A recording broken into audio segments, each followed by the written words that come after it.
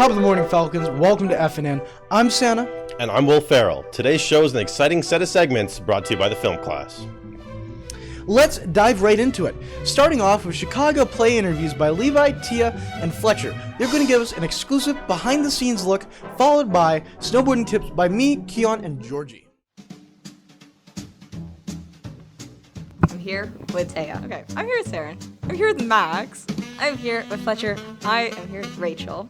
What's your role in the play this year? I play Roxy Hart. Can you tell me a little bit about it? Yeah, she's a little crazy. She murders someone, and she tries to get out of it, and you'll have to come and see if she gets out of it or not. I'm Matron Mama Morton. So she's a prison warden, and she takes bribes from the prisoners. Yeah, that's her whole thing. What role do you have in the play this year? I play Velma Kelly. She is not very nice to people. Like, people love her, but that's because they're scared of her. What role do you play this year? I play Billy Flynn, one of the leads. Billy Flynn, he's a lawyer. He's just trying to handle this case that Roxy is dealing with. She murdered her husband, and he's also dealt with many women in the state of Chicago as well. So, yeah, he's always winning.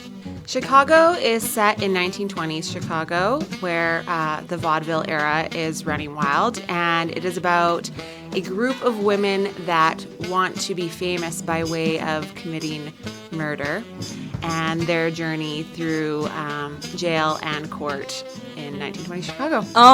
What role do you have this year? Amos Hart. He's just a silly little guy.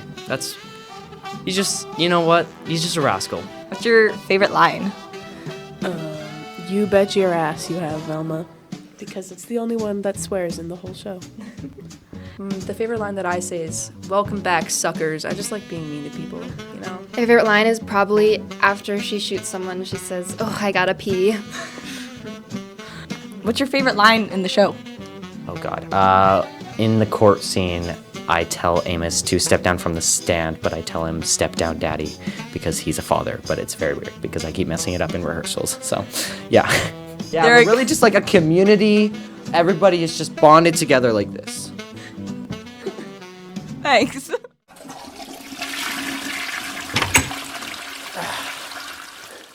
Hey guys. So after being viciously attacked last time and being reincarnated into a professional snowboarder, and with the combination of rehashing old ideas, I'm going to teach you how to snowboard with these 10 tips that'll let you snowboard professionally. Let us begin. Now, for our first tip, you got to get a peak physical condition before you can ride this. So get that out of your mind. Awful idea right now. So, see these monkey bars? These are great for performing upper body when you need to pull yourself up.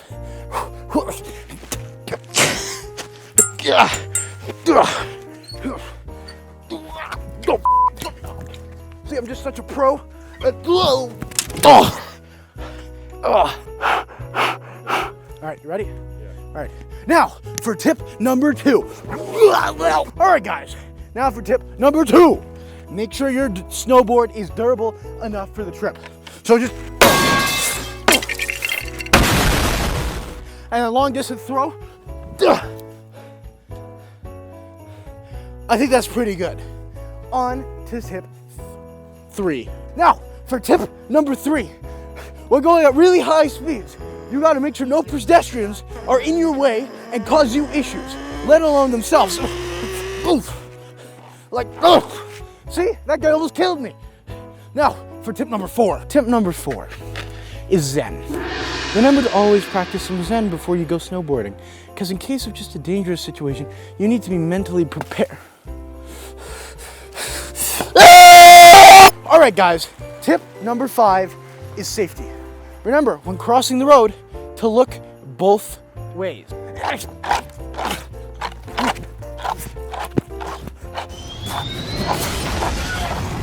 All right, guys, for tip number 6, we're actually getting into the real snowboarding. So my suggestion is to sit on your snowboard first and understand how it feels. Trust me, there's a difference. I'm a pro. But also, remember to take first steps. So don't do any jumps or big hills for your first go. So let's give it a go.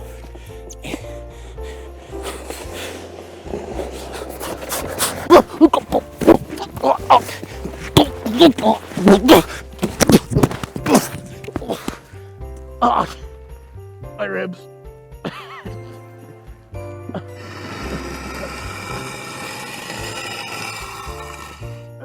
All right, guys. Now, this is tip 6.5 or 7. I haven't decided yet. So, after possible injury, it's good to nurse it. And for me, I use candy canes. That's the good shit right there. All right, guys. Remember, sometimes it's summer and there's no snow.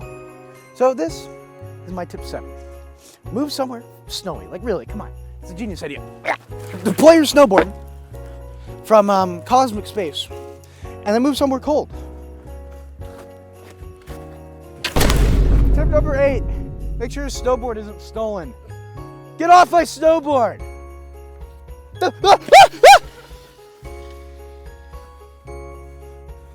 That's frightening. Oh, my ribs. They want to go. Come on. Hey, guys. For tip number 9, maintain your snowboard. So, we're going to give it a quick clean. So, take some time.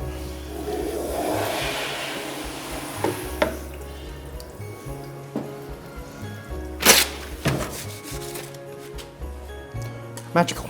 For tip 10, remember, it's not about the journey, but the friends you made along the way. And since this is my final FNN here, I have a message for everyone in the film class. Attention. I hate you all. Goodbye. That was totally radical. Moving on to Okotoks Historical Past by Jay and Cash, a fascinating journey through time. Welcome to an overview history of Okotoks. The first thing we'll be looking at who was really here first. Really, the first people to be here were the First Nations, like the Blackfoot. They would use the land as reference points to get around, like the word Okotok, which means rock in their language. There was also the rivers, which would provide a great source of water and were shallow enough to cross. Some of the first European settlers to come into Okotoks were Kenneth Cameron and Alexander McGray in 1882.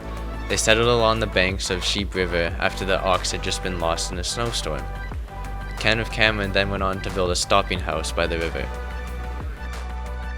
The first wedding to take place in Okotoks was in 1892, and in that same year the first hotel was opened to attract more people. Then in the year 1900 the first school was opened up, and also a fair was held which attracted 600 horses for shows and races. In 1981, the Lion Lumber Company was established, which would employ 100 people in Okotoks and would produce over 300,000 feet of lumber per day. As time went on, more people came to settle in the Okotoks and more buildings were needed for a growing town, like schools, housing, and other essential buildings. This then led up to lead into the Okotoks we have today. That was a glimpse into history. Now let's buckle up for winter driving tips by me, Keon, and Georgie, where I give you my professional driving knowledge. Hey guys, since winter's coming up, I want to give some great winter driving tips. Now, first, you always gotta check your fluids, because if you're out of something like windshield wiper fluid, I'm getting the button, hold on guys. Now, you always gotta check your fluids. So now you normally have a gauge, but what the hell is that thing? Look at that thing. So anyway, so you gotta check your fluids. So now just a quick guide, for example, in this car, your windshield wiper fluids are here. That's a big one, because God, it is dirty in the winter. Now you have other things like coolant, your brake fluids. I don't know why you need that, because it shouldn't run out, hopefully. Next up, a spare tire. So you come around to the back of the car, changing spare tires, come over to the other side. Usually they have other tools, which this car doesn't, which is... Now, we have other camping gear back here, like, for example, a brush. These are awesome in the winter for getting off ice and other debris. Super handy. This one even extends. Quite nice. So you get the roof, because honestly, when it comes off while you're driving, not a great thing. Also a scraper and another scraper. Quite handy. Make sure you always have enough gas, so your gas meter, of course. Where's your gas meter? Right there. Oh, it's there. Good job, cameraman. So make sure you always have enough gas for your trip. Like this one has a range on it, 441 kilometers. Turn off the music right now. We don't need music. You'll usually get warnings if you're low on wiper fluid and whatnot. So make sure your windshield's always clear. Give it a nice good old wipe. So let us begin our driving test. But first, seatbelts, obviously. Now, when you're driving, just keep focus on the road. No texting and driving. I swear to God, if you were texting... Hold on, I got a text message. Hi. Do you want to reply? I gotta check the message on my phone, hold on. Oh, he said hi. I gotta say hi back. Alright guys, so now another major thing, continuing from what I was saying, always keep your eyes on the road. Because you never know what might show up in the road. Because it's just a bad thing. Oh, that's a nice looking fence. If you're ever feeling a little tired, remember just to pull over and take a quick break. For me, I like to take a quick break and grab a mint.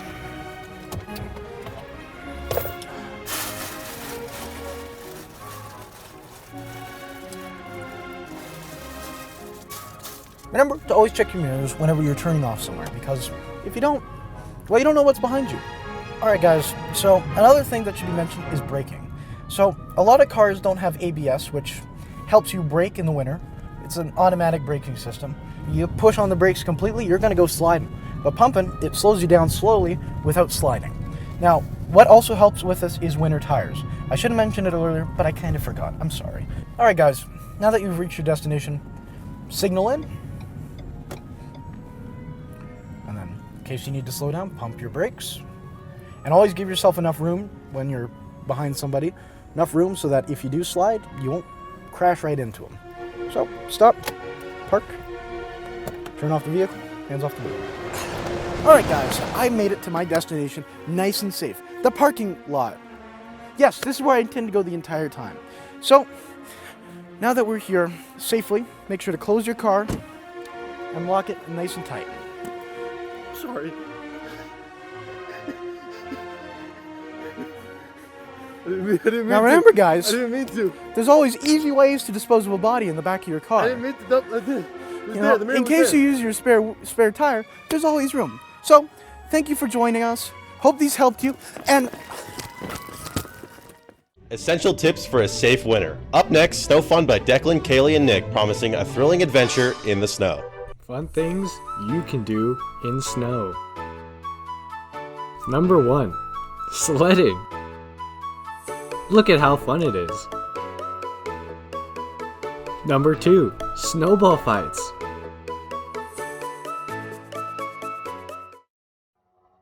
Number 3. Revenge.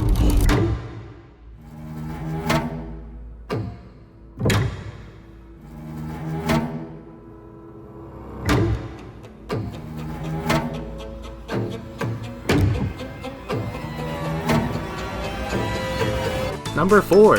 Snow Angels.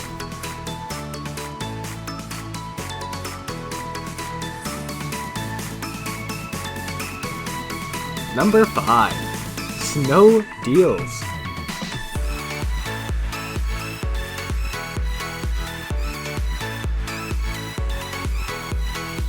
That's all.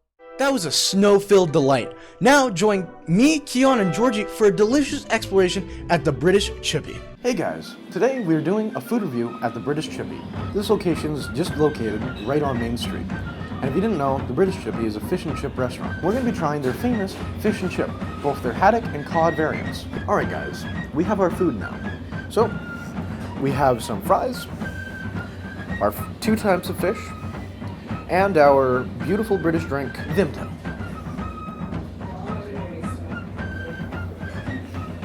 So first we're going to try the hammock. Fork and knife. So first for our plain test.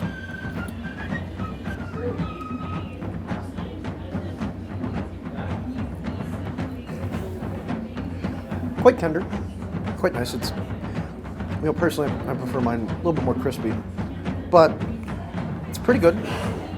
So now let's try the salmon. Cod, not salmon. I'm not smart.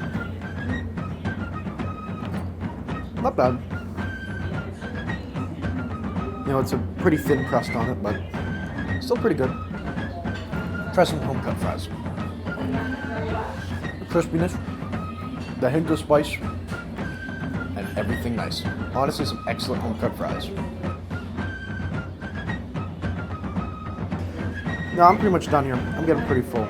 Top it off, a lemon.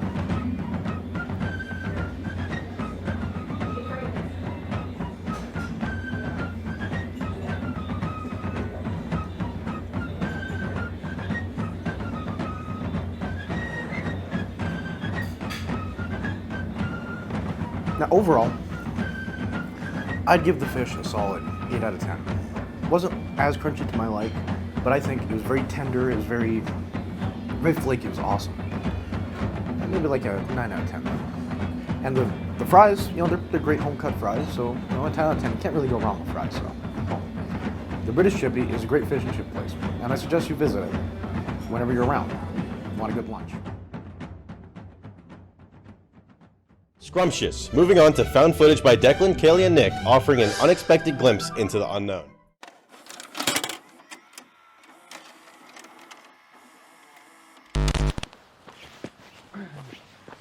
Wait. Well, where did Kaylee go? What? Wait, what? I swear she was just with us. It gets old at some point, you know. Kaylee!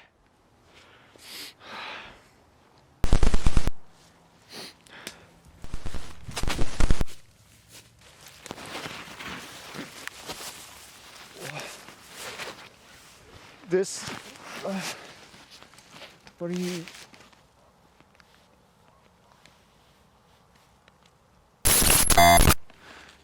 Guys, this seriously isn't funny. I'm being serious.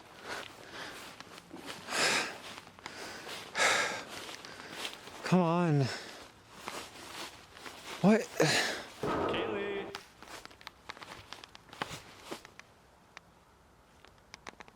There's that sound. It sounds like him.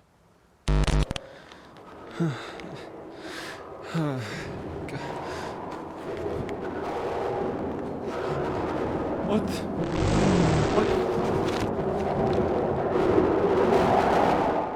Crazy?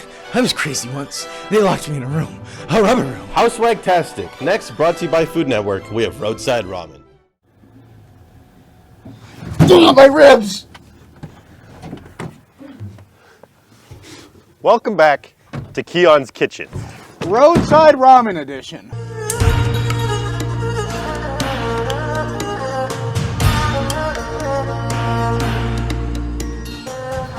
Alright guys, today we're going to be cooking some authentic Japanese cuisine. All authentically sourced from our local forest. You could just go into your local forest, go forage for a bit, you'll find all the ingredients. But first, before we start cooking, we gotta put on our PPE, personal protective equipment.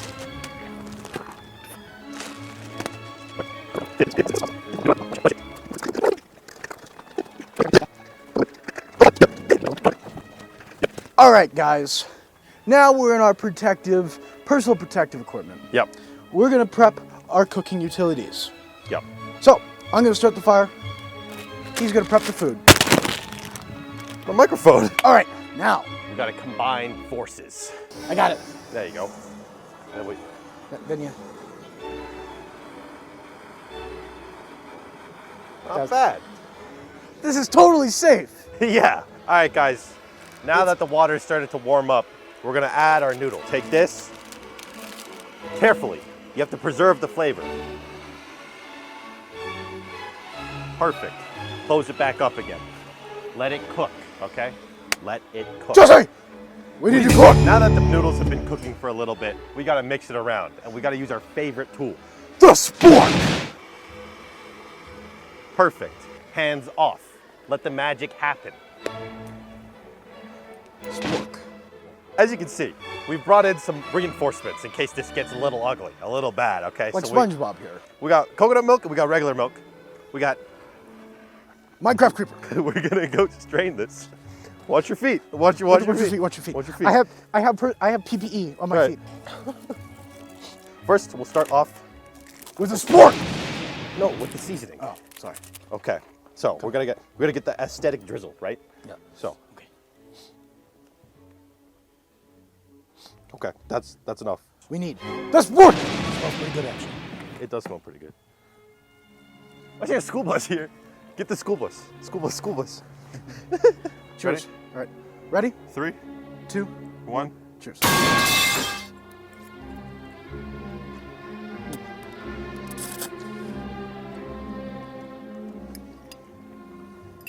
Now it's not as bad when it starts.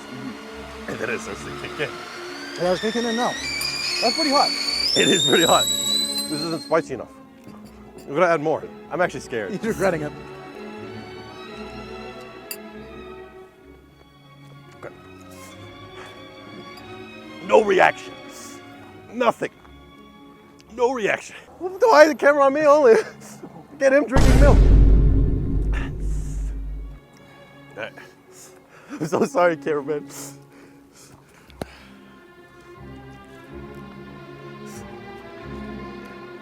Here you go. The cameraman's dying too. Excited? It's not spicy enough.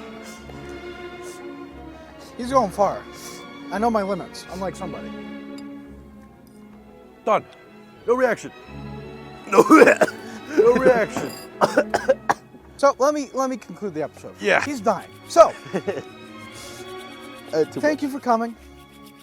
We hope to see you again on another episode of Keon's Kitchen. What? We're doing this again? Probably. When? Goodbye. Bye. Bone Apple Tea. Up next, Levi, Tia, and Fletcher embark on a quest in Pizza Hunter. I am world's famous Keon. Wait, welcome back to my kitchen. Today, we are making pizza. Pass me my wine. Thanks, pal. Oh, that's good. Right, how do you make pizza again? Today, we are hunting for pizza. Let's take a look at how we do that. Today, we're in Levi Packwood's backyard, and he's known for his pizza. Let's take a look. Pass me my wine. Get it. Is that a wild pizza I see? Crap, it's a dog toy.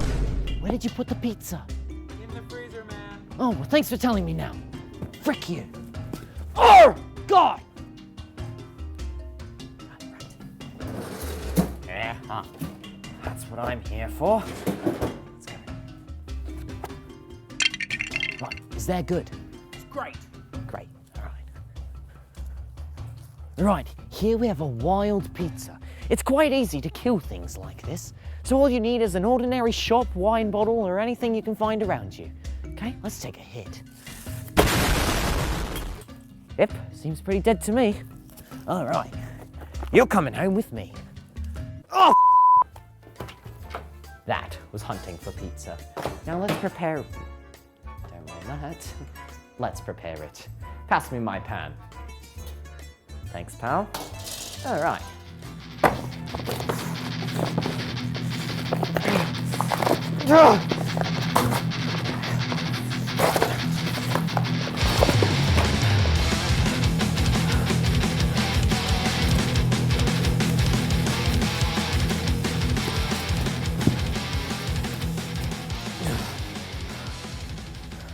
See, it was easy. Easy as always. Now let's cook.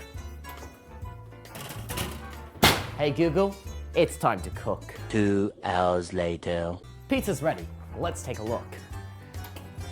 Oh yeah, that's what I've been looking for, right? Take a look at that, Ezekiel. Looks great, Garrett. All right, thank you all for joining me on this amazing excursion. We'll catch you in the next video, and bye-bye. That looked absolutely disgusting. Now, let's delve into the emotional journey of Grave of Mine by MJ.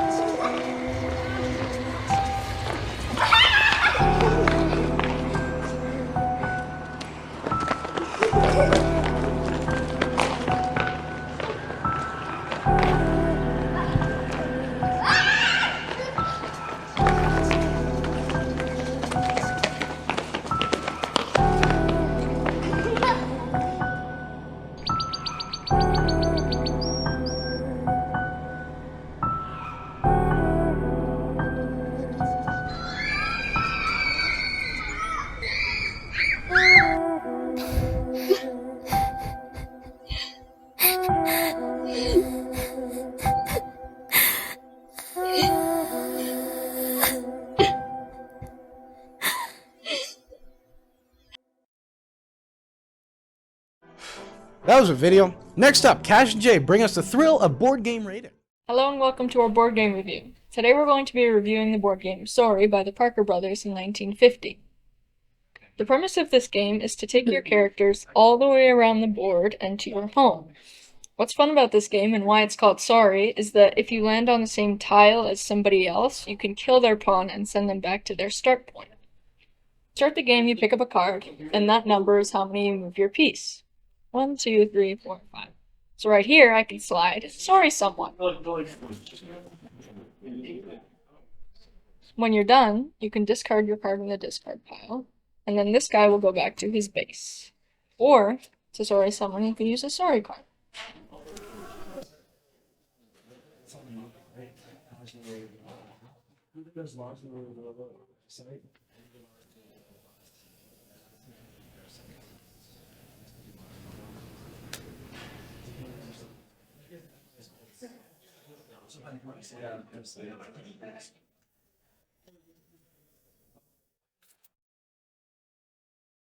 It's a fun game if you want to sit at home and relax. I give it a solid 9 out of 10. Wow. Anyways, now it's time for Santa Interview, Part 1, by MJ, Ori, Gemma, and Taya.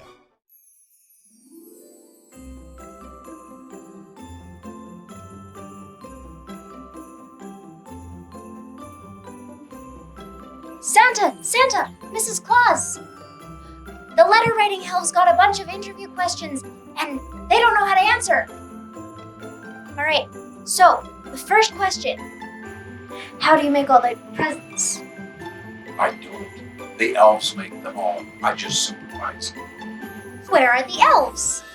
Right now, they are working very hard up at the North Pole and trying to get all the toys and stuff done ready, except for the one that escaped right here.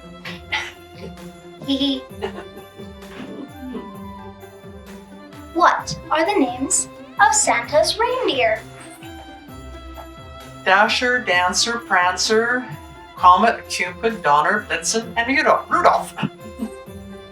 She forgot all about Vixen. Oh no, we forgot Vixen. Poor That's Vixen. Santa's job. Do you wear the same clothes every year? Yes, because that's what's expected of me. If I came out in a monster costume, nobody would know I was Santa. What kinds of animals do Santa and Mrs. Claus have other than reindeer? Any cats or dogs? We have a dog by the name of Diogi up there. And we have a few cats running around and stuff. She knows the names of those. C-A-T is the cat. Nice. I think that's the last of the questions. Thank you. Very welcome. Now you better get back to the North Pole. They won't be looking for you.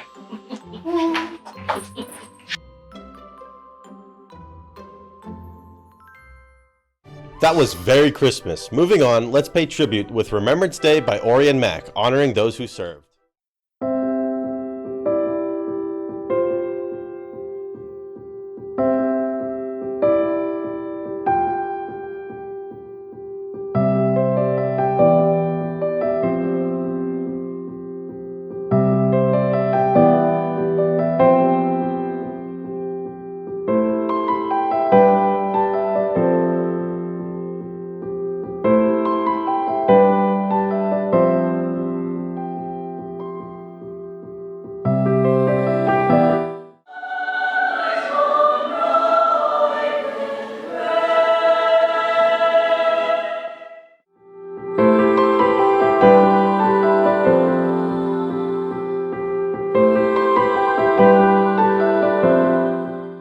That was a heartfelt tribute, also very Christmassy. Next, Levi, Tia, and Fletcher guide us through the thrilling car-spotting Okotoks of Vrum Vrum.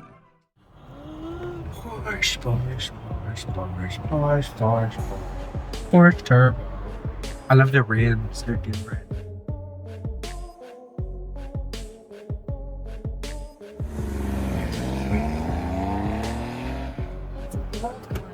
It's awesome.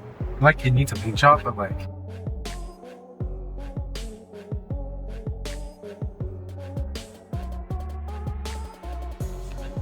Awesome car. The V-Double. pretty cool. Like, I just like the outdoorsy feel. You know, it feels spidey. That's a pretty cool. They're so cool. Like, Subaru has the identical copy of it. So Mitsubishi and Subaru have the same thing. That one, nothing fancy. That Nissan, it's like he's trying to do something, but it's not quite there. It looks like it feels too high off the ground.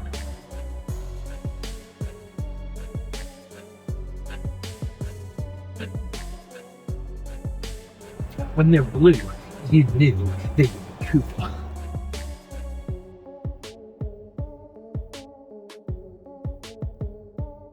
Ooh, the rest of it.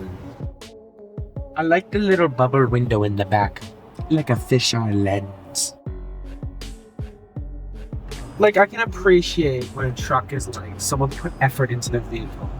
It looks so pretentious, you know? You're boosting your own ego more than anything. Wow, that was incredibly awful. Now immerse yourself with the creative world of Writing Club by Matea and Gemma. Today we're doing writing with the Writing Club. Why did you create the Writing Club? So this year, I got the get-go from Mrs. Welsh to create Writers Inc. And it's an opportunity for students within the student body and for teachers or anybody, including myself, to partake in a community of writing and that writing experience. What drives you to continue to write? Life. My inspiration is absolutely everything around me. I have so many curiosities and so much desire to capture these moments and live through my writing. What does the Writing Club do? We write. And we write a lot in different genres as well. So we have some members who are very much entrenched in creation, world building, and doing fantasy work. We have members who love poetry as a genre. We have other members who are more interested in writing books and full-length fiction. So we have lots of myriad experiences. Now join Gemma and Taya for an exploration of the creative cascade.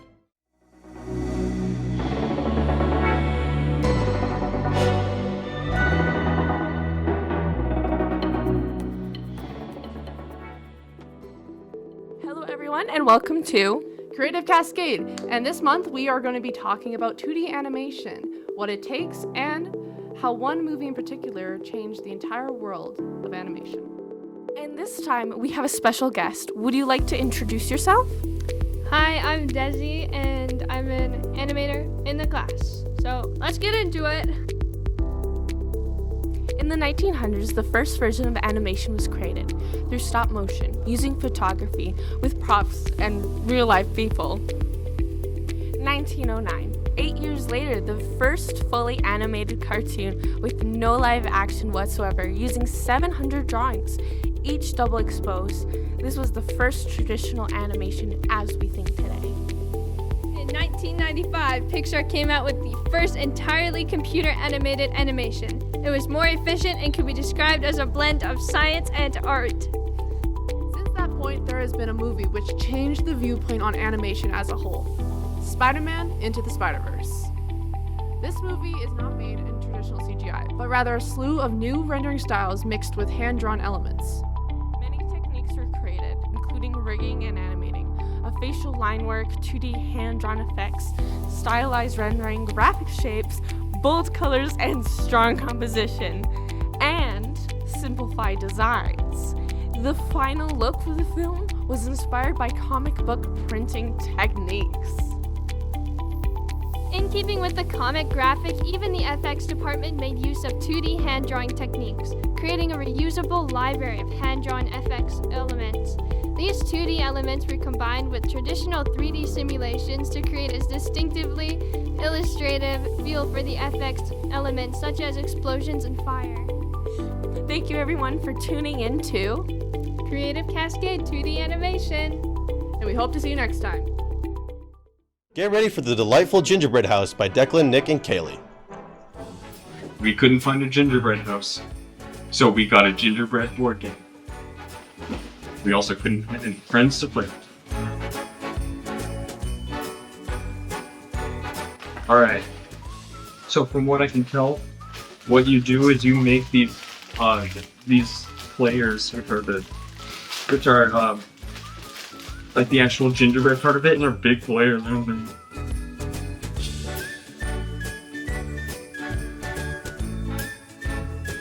It is time to decorate.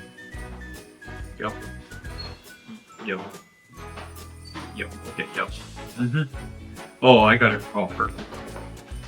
All right. And with that, we have finished our guy.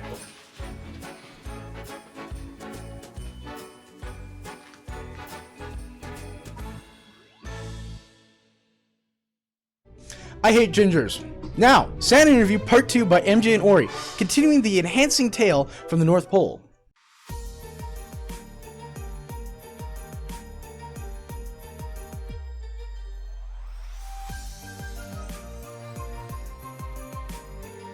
Santa! Yes!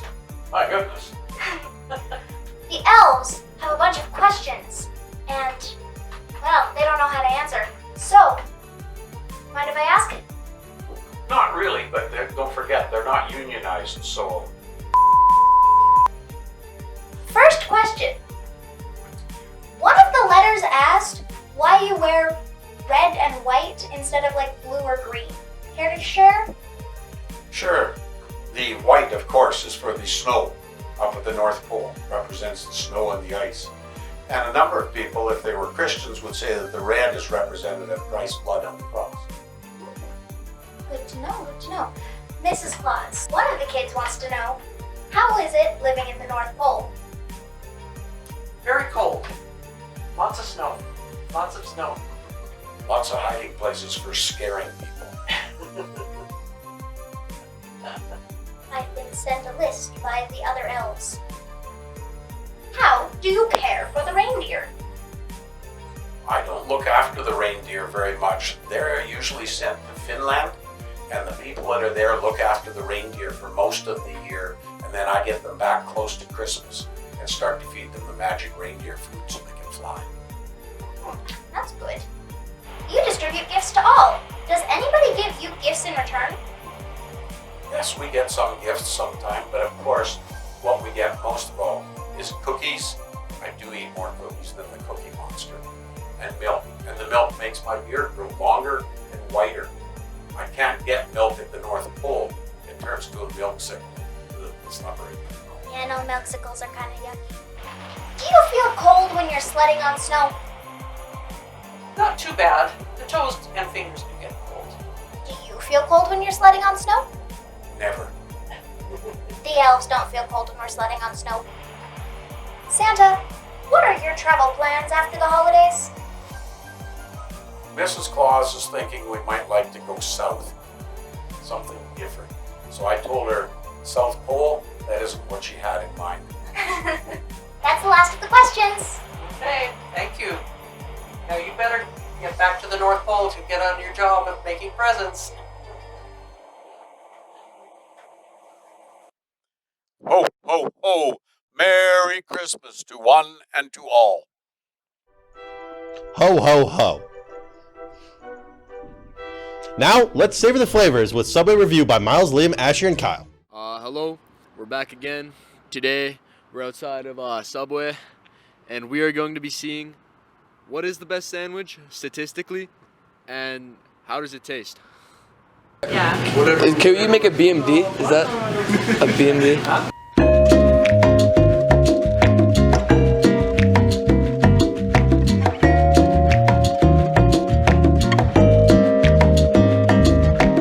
Alright, I'm now here with Asher, and he's going to be taste testing the sandwich. Let's get biting into this one. Let's get right into it. Right into it. Alright. That looks good. Looks very good. Very good. Alright, here we go.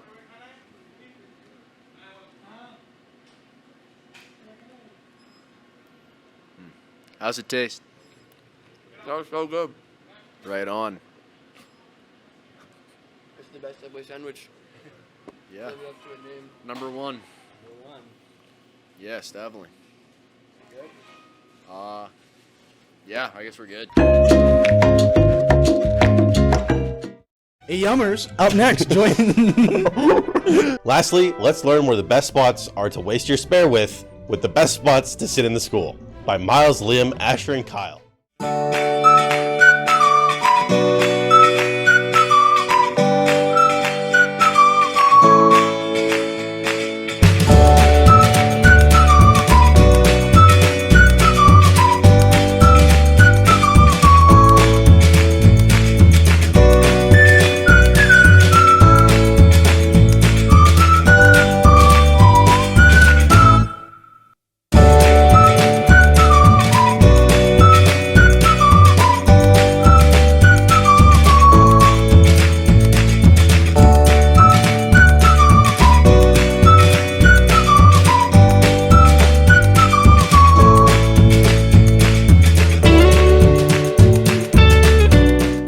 That wraps up our super fantastical, specialis, extraterrestrial, cool, exciting show today on FNN. And unfortunately, this is our final FNN for the year. Thanks for joining us year-round, and have a Falcon good day.